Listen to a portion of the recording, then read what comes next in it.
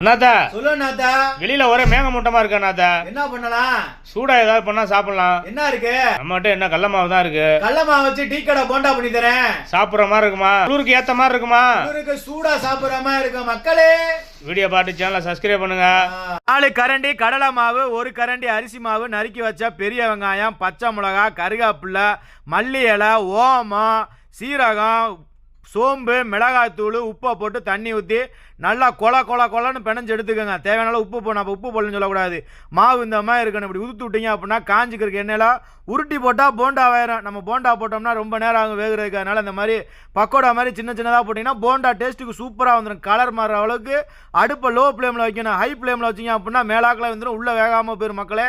அதனால் லோ ஃப்ளேமில் வச்சு நல்லா கலர் மாறினதுக்கப்புறம் ஒரு எண்ணெய் மிஞ்சினதுக்கப்புறம் ஒரு பாத்திரத்துக்கு மாற்றி வச்சிங்கன்னா சூப்பராக டீ கடையில் கிடைக்கும்ல, அதே மாதிரி போண்டா வெளிநாட்டில் நம்ம சிம்பிளாக பண்ணிடலாம். சிம்பிள் விஷயம் தான். 4